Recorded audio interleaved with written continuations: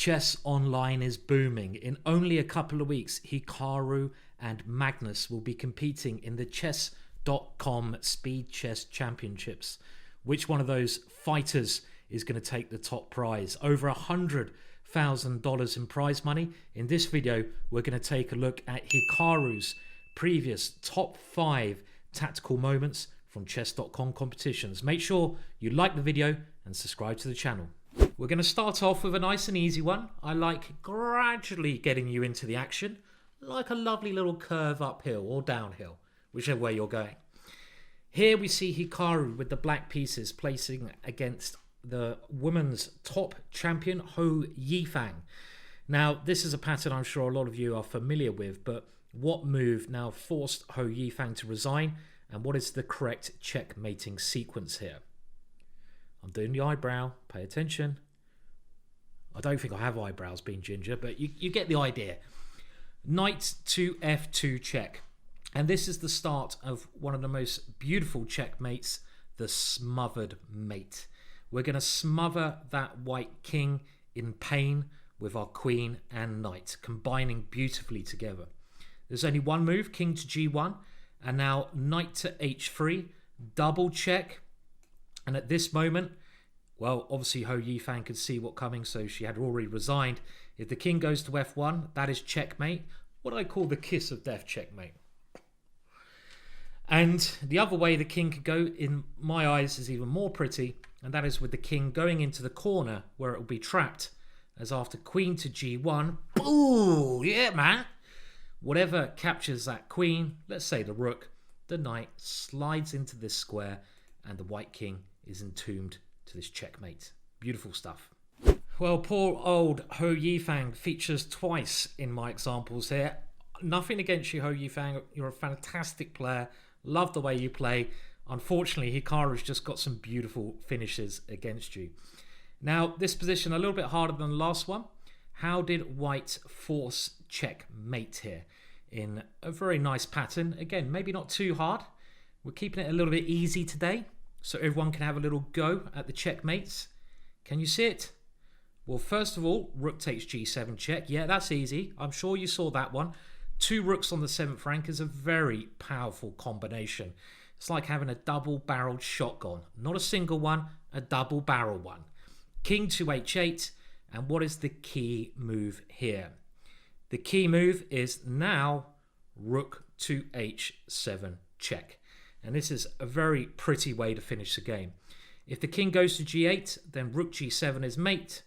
And if the knight captures the rook, well, there's a number of ways to checkmate here. I'm only going to demonstrate one. Can you see the other ways? Knight to f7, double check. It's that queen and knight combining so well together again.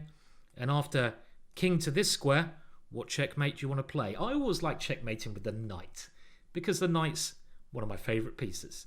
Knight takes h6, checkmate. A demonstration of the power of the 2 rooks and the queen and knight. Well, Hikaru and Magnus have faced off against each other on numerous occasions, and this is one encounter from the Chess.com competition. Hikaru, with the white pieces, now plays a move which looks very illogical. Maybe this is not such a stunning individual move by the looks of it, but it really is beautiful. d4.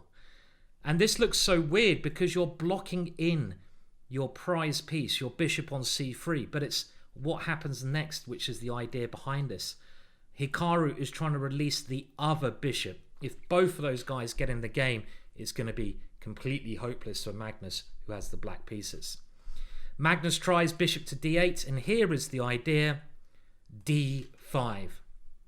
That pawn has to be captured, and now queen to e5, and you can see this little pawn advance has really demonstrated the power of the 2 bishops. d4 was tried, the bishop slides in, and after king f7, bishop takes d4, and black's position is hopeless. The queen is aiming to come into a square like g7, and these bishops just dominate everything. A very nice win for Hikaru over Magnus. Magnus has had his fair share of wins. Who's going to win in a couple of weeks' time? Do place your bets below.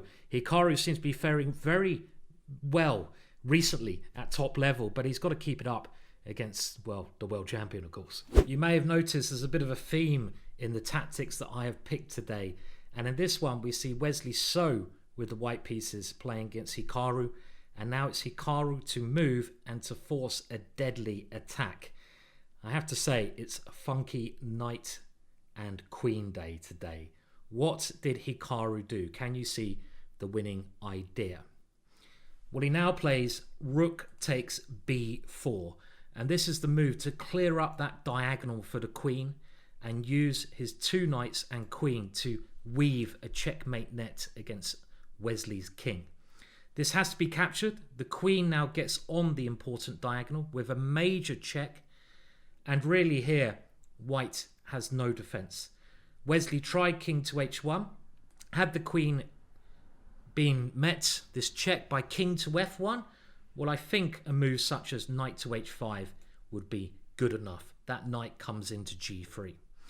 But after king to h1, the next move is the important one. Again, knight coming to this square is good, but there's an even more forcing move, and that is, oh yeah, knight takes e4. It's always nice to play a capture rather than a silent move. The knight again is threatening to come into g3 with checkmate. There's no good way to stop this move. And after queen takes e4, knight to f2, won Wesley So and the game as well. Knight and queen power in action. Well, the last example comes about in the ending. A lot of people may get a bit complacent in the last part of the game, thinking, oh, it's an ending, boring. I'm going to go and have a little nap. Wake me up when it's a draw. But in actual fact, the ending can often result in crazy tactics. Yet again, Ho Yifang is on the receiving end of some Naka magic here. But what move now allowed Hikaru to create a deadly breakthrough? G5. This is a beautiful way to create a pass pawn on the H file. This is stage 1 of the tactical sequence. Now Ho Yifang took that pawn, otherwise Hikaru would have just gone G takes H6, and now the point is H6, getting near to queening. The black king has to try and stop that, and what is part 2 of the tactic? Part 2 is B6. A lovely two-sided combination here. Now the B pawn is threatening to storm down the board, and Ho Yifang had to give up her bishop, but after bishop takes d6, it's a hopeless situation. The H pawn is still too strong. Hikaru has that extra piece. Lovely, lovely tactical vision there by Hikaru. It's going to be very interesting to see how he faces off against Magnus. What do you guys think? Do leave your comments below in the chat. Is Hikaru going to take the first prize and be the 2020 Chess.com Speed Chess Champion? I don't know. It's going to be close. I'm looking forward to watching. So we have some crisp and nice tactics there from Hikaru, who is deadly online. He seems to be getting better and better. Just look at his results in the Chess.com titled Tuesday event. I don't know if he's going to be able to get through Magnus, but I'm going to be watching it, as I'm sure most of you guys are as well. Remember, like this video, subscribe to the channel, and we're going to be watching some of Magnus's most amazing moves very soon.